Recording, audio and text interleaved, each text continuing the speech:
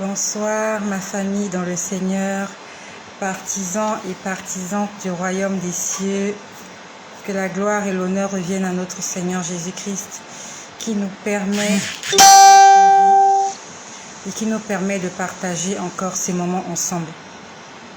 Par la grâce du Seigneur et avec sa permission, je vais vous faire le témoignage d'une expérience que j'ai vécue avec le Seigneur. Et comme j'ai l'habitude de le dire, le Seigneur m'utilise de plusieurs manières.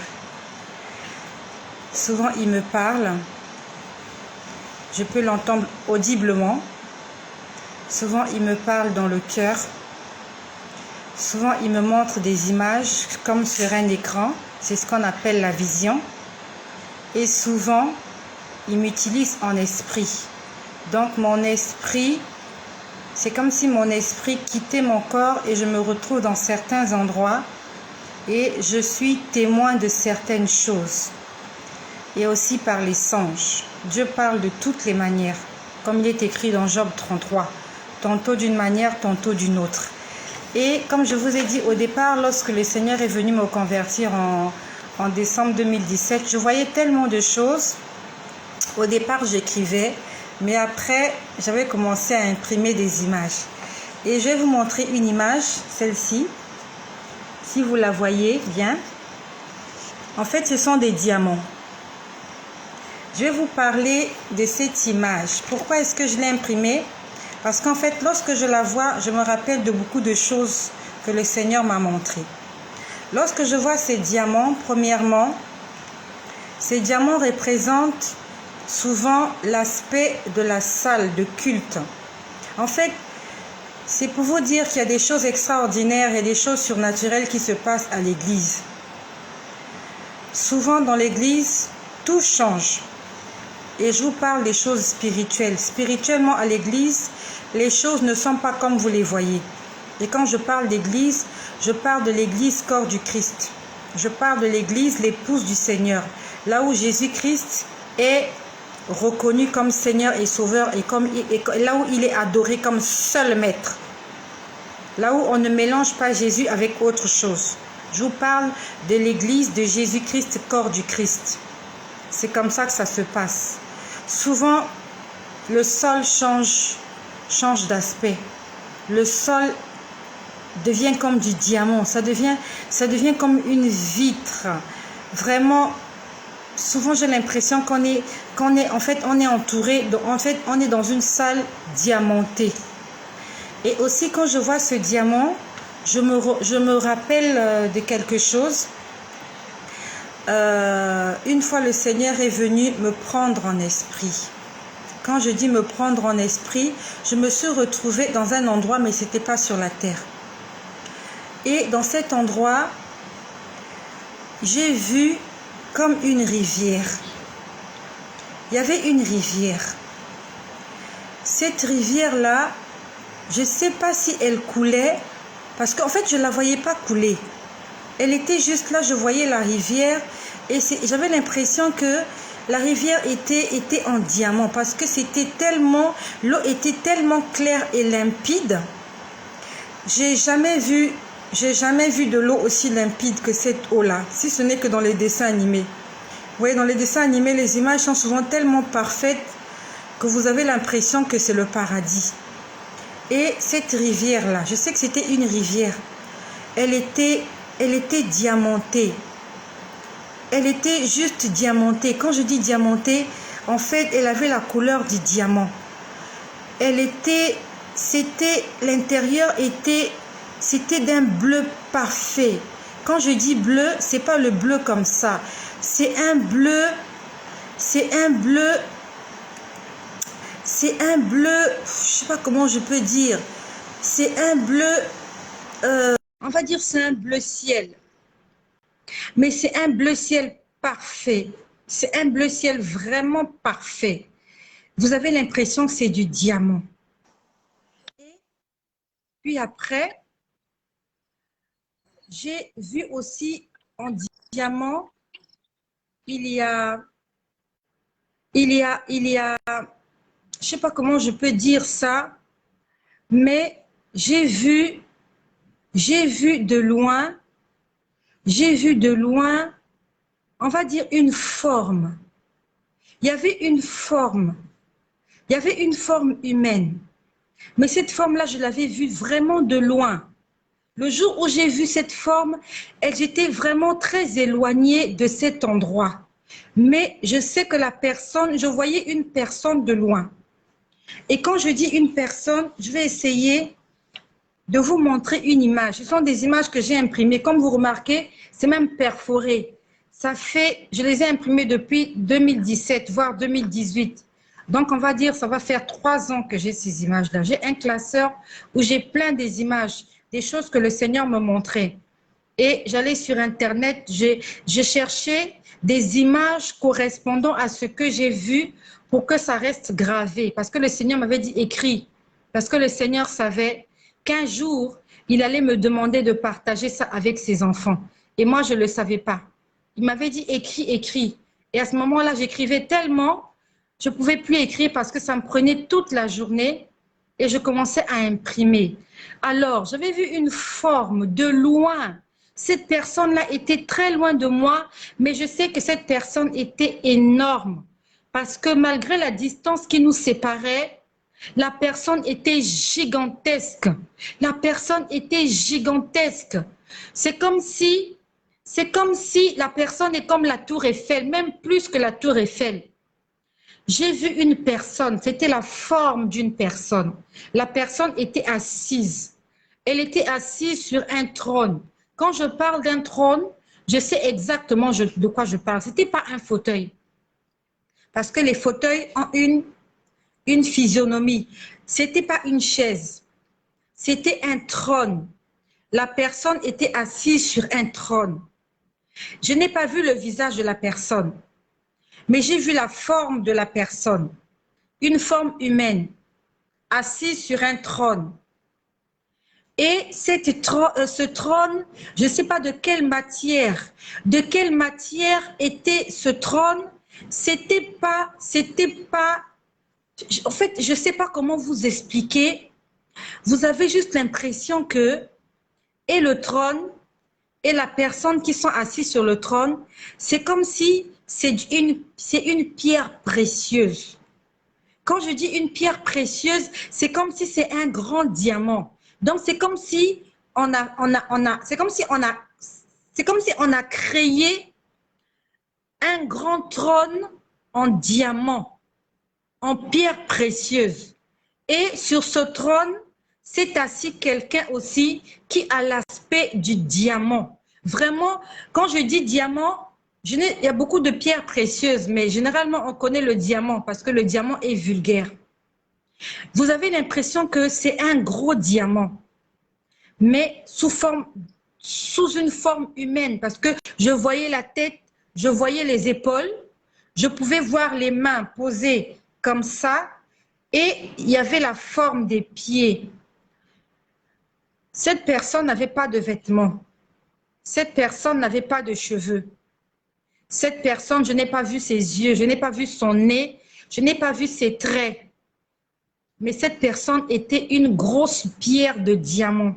C'était une grosse pierre précieuse. C'est comme si on a pris un grand diamant, on a sculpté la forme d'une personne assise sur un trône.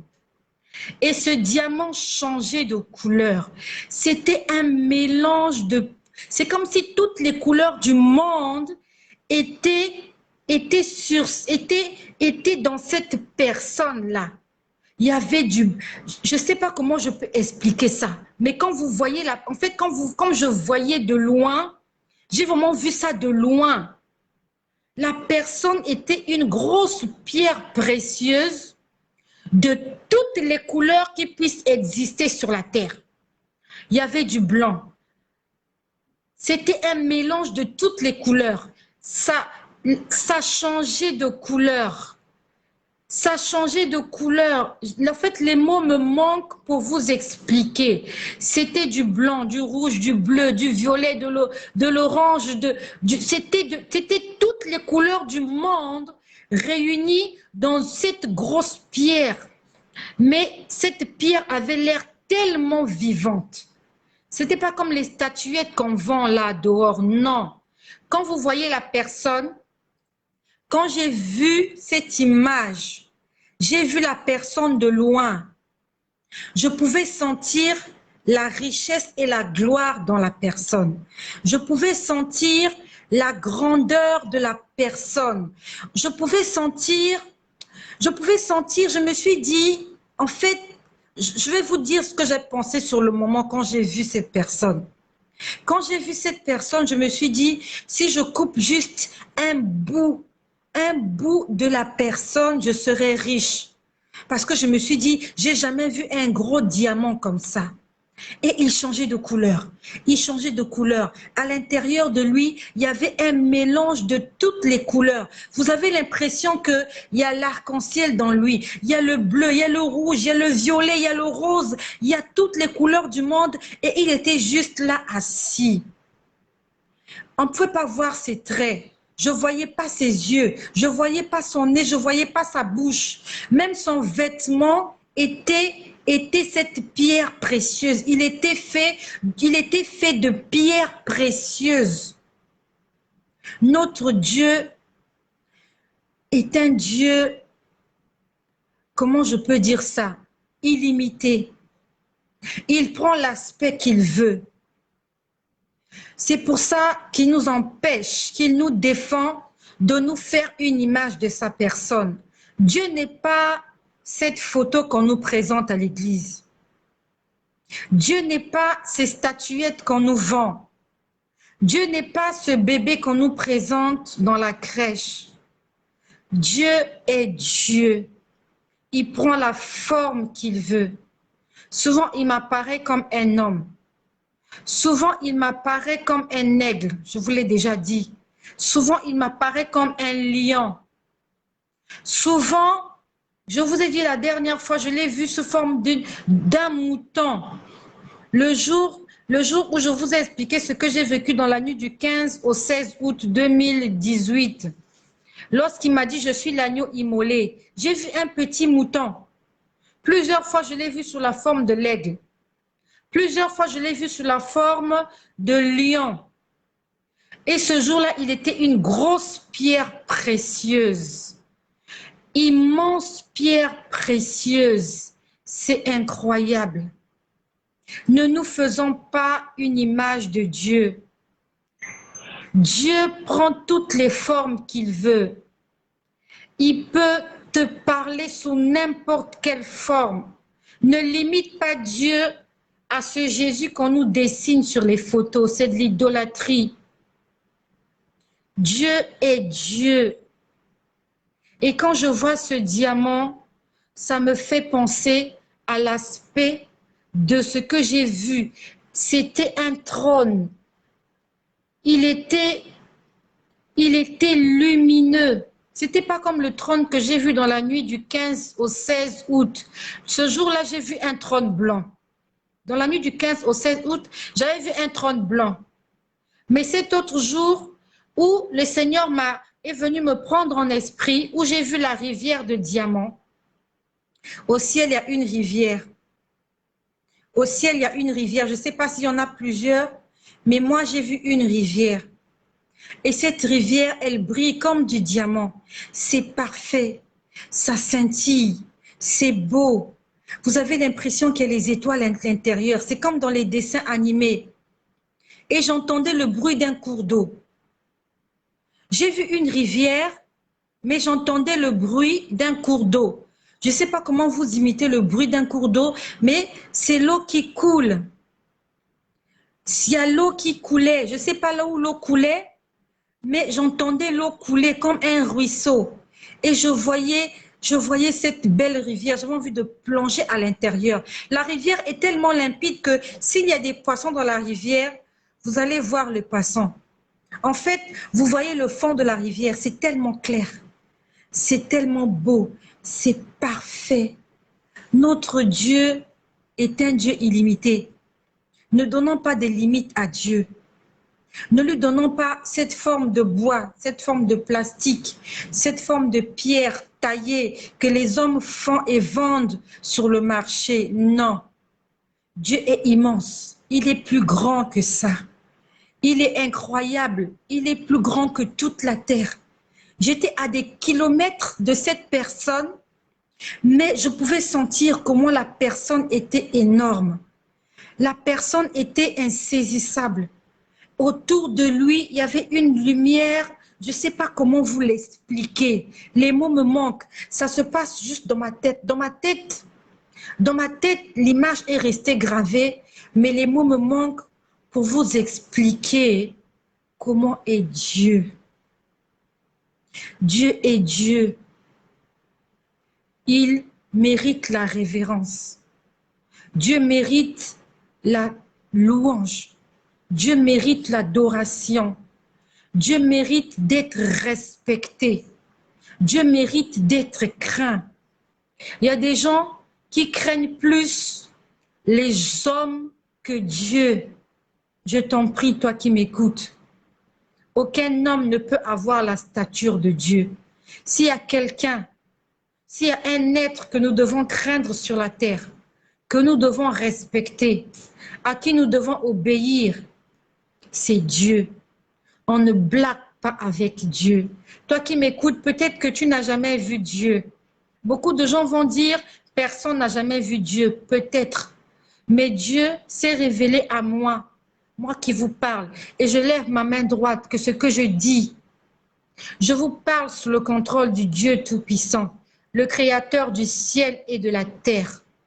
Je prends à témoin le ciel, la terre. Je prends à témoin les anges. Je prends à témoin le Fils de Dieu. Que ce que je vous dis, c'est la vérité. Dieu se révèle à qui il veut. Dieu apparaît à qui il veut. Sous la forme qu'il veut. Il choisit. Il peut venir te parler dans la rue. Il peut prendre le visage de n'importe quelle personne pour venir te donner un message dans la rue. Toi, tu vas te dire juste que c'est une personne que tu as croisée. Pourtant, c'est Dieu que tu as croisé. Dieu peut descendre sur terre. Qu'est-ce qui va empêcher Dieu de descendre sur terre? Il y a aujourd'hui des gens qui croient que Dieu ne peut pas venir sur terre. Lorsqu'on lit l'histoire d'Abraham, dans le livre de Genèse, on dit qu'Abraham était juste là. Il était à l'extérieur de sa maison. Il a vu 3 hommes s'approcher. Puis après, à la fin, il y a le Seigneur qui lui dit, j'ai entendu le cri du péché de ce peuple. Et il a dit, je suis descendu moi-même pour venir vérifier si ce que j'ai entendu était vrai. Vous pouvez le lire dans le livre de Genèse. Je ne sais pas exactement dans quel chapitre. Mais c'est avant le chapitre 19. Parce que le chapitre 19, c'est quand on parle de la visite des anges qui arrivent à Sodome et Gomorrhe. Donc ça veut dire que c'est dans Genèse chapitre 18. Tu vas le lire, je ne sais pas exactement dans quel verset. Dieu dit, je suis descendu pour aller moi-même me rendre compte que le cri de son péché est vrai. Dieu est descendu. C'est bien écrit. Dieu est descendu lui-même. Lorsque Abraham a vu les hommes, ils étaient au nombre de 3. Mais quand ils sont allés à Sodome et Gomorrhe, ils étaient 2. Ça veut dire qu'il y a un qui n'était plus là. Il y a un qui n'était plus là. Ils ont vu Abraham, ils étaient 3. Et quand ils arrivent chez Lot, ils sont au nombre de 2. Ça veut dire que Dieu était arrivé à Sodome et Gomorrhe. Il avait constaté que les cris qu'il avait entendus depuis le ciel, le cri du péché, étaient vrais. Et il a laissé 2 anges faire sortir Lot et sa famille et faire tomber le souffle de feu sur les villes de Sodome et Gomorrhe pour les détruire. Dieu peut venir sur la terre. Peut-être que toi qui m'écoutes, peut-être que tu as déjà rencontré le Seigneur dans la rue sans te rendre compte. Il t'est peut-être apparu sous la forme d'un mendiant pour te demander de l'argent peut-être et tu ne l'as pas reconnu. C'est pour ça que le Seigneur nous demande de faire du bien. Il nous demande de nous aimer les uns les autres. Parce que celui que tu repousses, peut-être que c'est Dieu qui est venu. Et qui est venu peut-être t'apporter une bénédiction, mais tu l'as repoussé. Dieu est immense. il peut apparaître sous forme d'une pierre. Il peut apparaître dans le buisson ardent comme Moïse. Il peut apparaître comme une vapeur, une lueur, une fumée, comme il accompagnait les enfants d'Israël dans le désert. On dit qu'il les accompagnait la journée comme une nuée et la nuit comme une colonne de feu. Dieu fait ce qu'il veut. Cette grosse pierre était là et je pouvais l'admirer. Vous avez l'impression que c'est du diamant mélangé à de l'or, mélangé à je ne sais pas de quoi. C'est un mélange de pierres précieuses, c'est un mélange de métal qu'on ne peut pas expliquer. Jésus-Christ est Dieu. Il est Seigneur. Dans le temps, je ne parlais pas comme ça, je n'avais pas ce langage-là. Mais aujourd'hui, je peux dire tout haut que Jésus-Christ, qu'il est réellement Dieu. Parce qu'il m'a fait voir sa grandeur. Toi qui n'as jamais eu d'intimité avec Dieu, je te dis que c'est possible de pouvoir le sentir. C'est possible de pouvoir le sentir te toucher.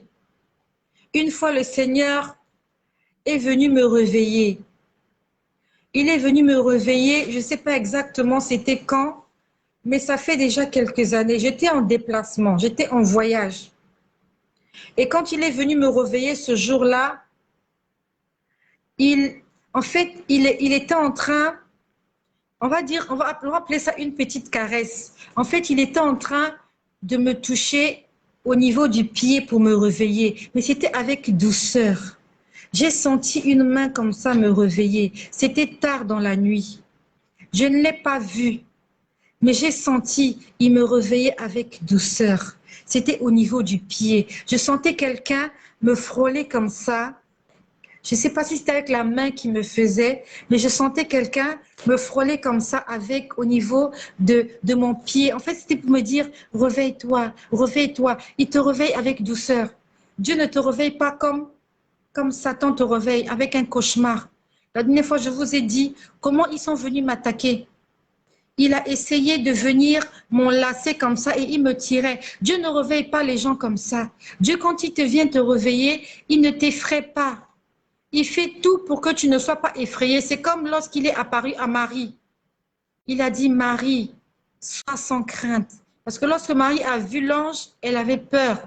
Il a dit, Marie, ne crains pas. Ça, c'est l'ange qui lui a parlé. Il a dit, Marie, ne crains pas. Lorsque Dieu vient te parler, il ne vient pas t'effrayer. Il te parle avec douceur parce qu'il est le Dieu d'amour. Il est le Dieu de tendresse. Il est le Dieu de bonté.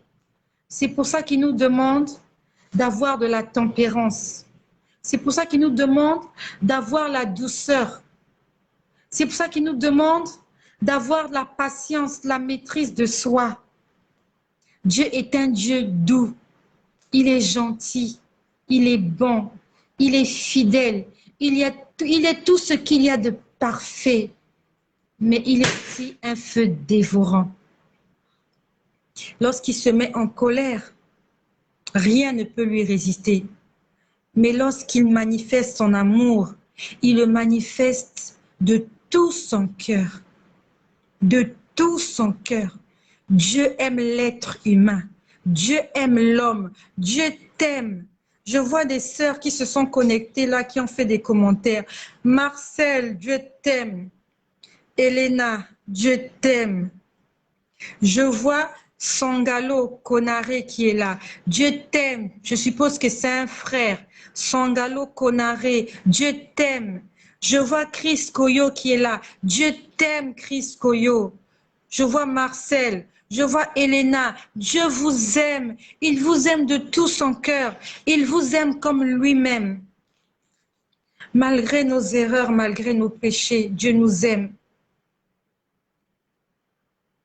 Et nous devons aussi l'aimer comme ça. Parce que nous ne méritons même pas qu'il nous aime. Nous ne lui obéissons même pas à 100%. Mais il nous aime. Il nous aime. Satan ne nous aime pas. Satan nous trompe. Satan est un trompeur. Satan est un menteur. c'est un hypocrite. Satan vient te dire qu'il t'aime, c'est pour pouvoir mieux te gérer, c'est pour pouvoir mieux te commander, c'est pour prendre le dessus sur toi. Et c'est pour te détruire. Mais quand Jésus te dit qu'il t'aime, c'est parce qu'il veut te faire du bien. Il veut te sauver. Et il faut que tu répondes à cet amour. Jésus-Christ est amour. Il est perfection. Jésus-Christ est bon. Et encore la semaine dernière, il était en train de me dire, j'aime quand tu leur parles. Il me l'a dit. Il était en train de me montrer comment, quand je m'apprête pour venir vous faire des vidéos, il m'a dit, j'aime quand tu te prépares avant de faire les vidéos. C'est ce qu'il m'a dit. J'aime quand tu te prépares à faire les vidéos. Vous allez peut-être dire, qu'est-ce qu'il y a dans les vidéos? Je suis en train de faire la mission qu'il m'a donnée, l'œuvre qu'il m'a donnée. Il est content lorsque je suis en train de m'apprêter pour aller faire son service. Lorsque tu t'apprêtes pour aller à l'église, le Seigneur est dans la joie. Lorsque tu t'apprêtes pour aller faire des choses que le Seigneur te demande de faire, il est dans la joie. Lorsque tu t'apprêtes à aller chez quelqu'un pour aller évangéliser, le Seigneur est dans la joie. Lorsque tu t'apprêtes à faire des choses, à lui obéir, le Seigneur est dans la joie. Mais il est triste quand tu t'apprêtes à aller commettre le péché. Le Saint-Esprit est attristé. Et quand le Saint-Esprit est attristé, ce sont les esprits impurs qui sont contents. Lorsque nous péchons, le Seigneur est attristé et c'est le diable qui est content. Le diable est dans la joie. Il faut que tu t'en souviennes que chaque fois que tu fais des bêtises, que tu fais des erreurs, Dieu est triste et Satan est content. Mais quand tu fais du bien, quand tu obéis à la volonté du Seigneur, Dieu est content et Satan grogne. Mais c'est à toi de faire le choix de qui tu veux réjouir. Est-ce que tu veux réjouir le cœur de Dieu ou tu veux l'attrister? Est-ce que tu veux réjouir le cœur du diable ou tu veux l'énerver? C'est toi qui décides. De la même façon que Ève et Adam avaient décidé de blesser le cœur de Dieu en désobéissant et en mangeant le fruit, de la même façon, toi aussi, tu peux décider soit d'obéir au Seigneur, soit de lui désobéir. Si tu lui obéis, tu restes dans sa présence, tu restes dans le jardin d'Éden. Mais quand tu vas lui désobéir, il te mettra hors de sa présence. Il te mettra hors du jardin d'Éden. Pour ceux qui m'ont suivi ce matin, je vous ai dit comment j'ai vu cette sœur qui avait rendu l'âme et elle était à côté de son lit. Elle était juste à côté de son lit. Elle était en train de regretter. Elle était en train de demander pardon. Elle demandait pardon, elle se confessait. Et il y avait des voix que j'entendais. J'entendais des gens en train de crier. J'aimerais vous imiter ces voix-là, mais je ne peux pas. Je vous laisse imaginer des milliers de personnes en train de demander à l'aide. À l'aide, aidez-nous, aidez-nous. Et vous sentez, je ne les ai pas vus, mais j'ai entendu leur SOS. J'ai entendu leur appel au secours. Ils demandaient à l'aide, Seigneur, aide-nous. Je vous laisse imaginer quelqu'un qui est dans un lieu de torture. Ça fait des années qu'il se fait torturer sans arrêt. Il a tellement crié, il a tellement pleuré, il a tellement mal. Il est désespéré. Il est perdu. Il est totalement perdu.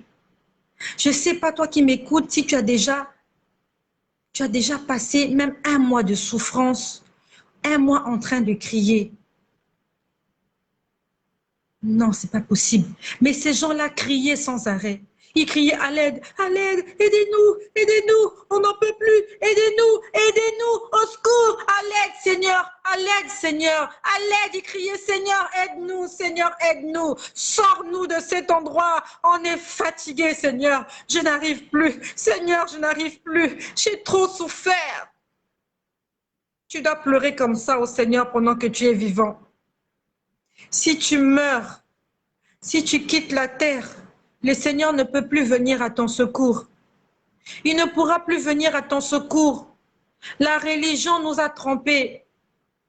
Ils nous ont trompés qu'après la mort, il y a un salut. C'est faux. C'est faux. Si après la mort, il y avait le salut, je n'aurais pas entendu ces gens. Si après la mort, il y avait un salut, moi qui vous parle, je ne serais pas tombée en enfer. Parce que je suis tombée en enfer, moi, un soir.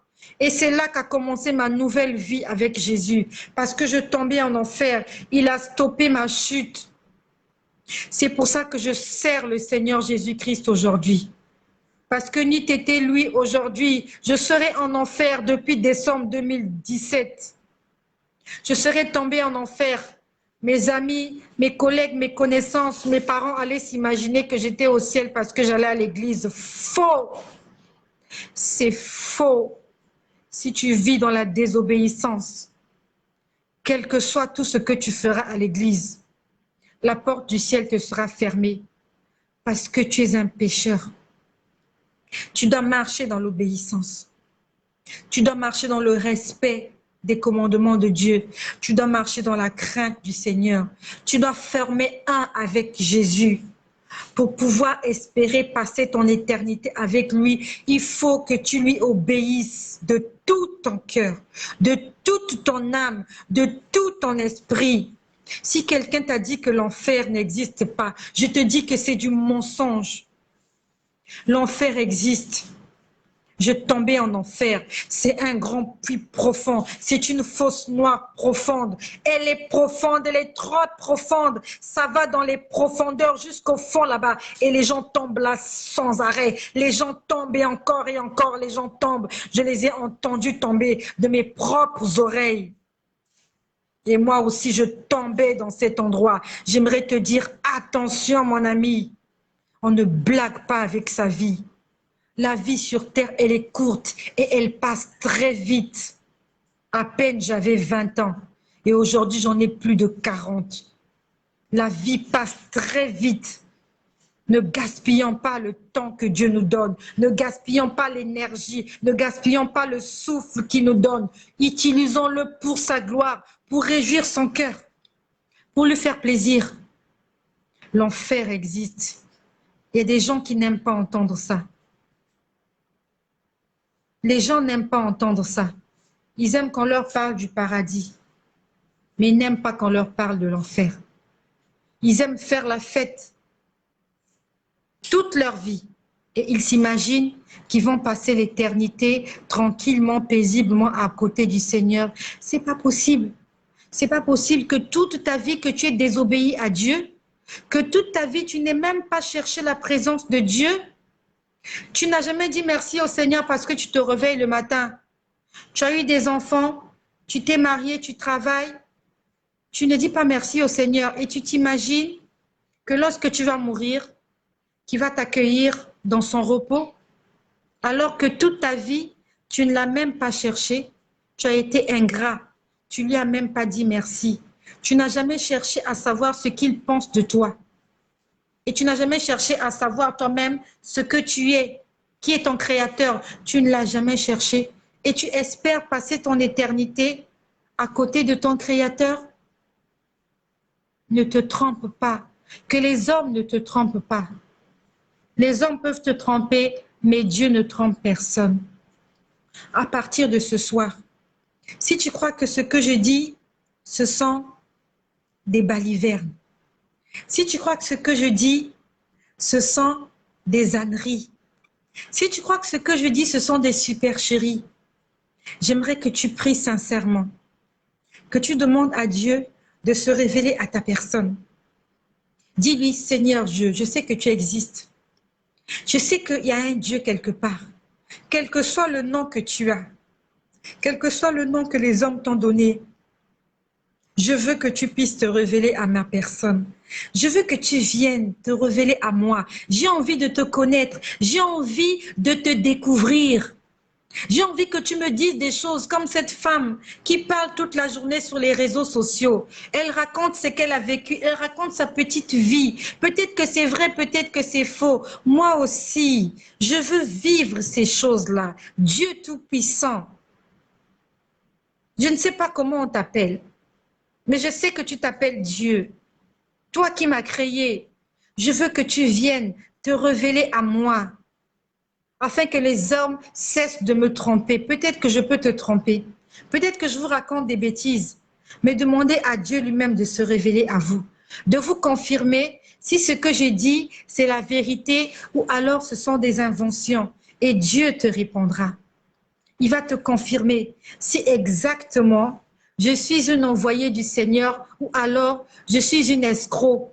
Je suis une arnaqueuse. Je viens pour vous raconter des bêtises. Mais je lève ma main droite que tout ce que je dis sur cette chaîne, c'est la vérité. Ce sont des choses que j'ai vécues, des choses que j'ai vues, des choses que j'ai senties. Jésus-Christ est Seigneur.